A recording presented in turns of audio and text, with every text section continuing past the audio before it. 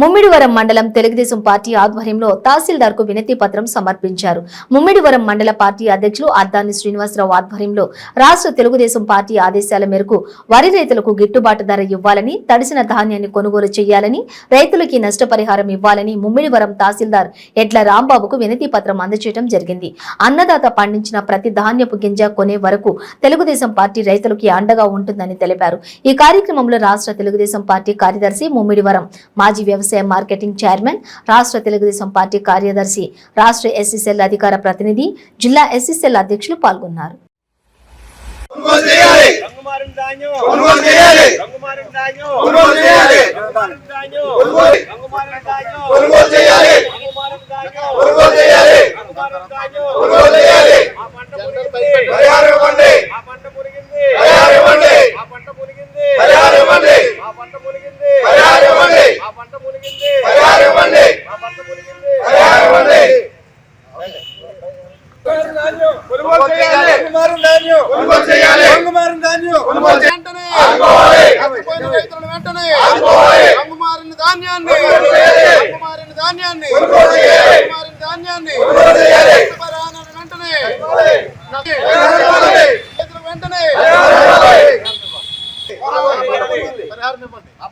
మా పంట మునిగింది, మా పంట మునిగింది, మా పంట మునిగింది.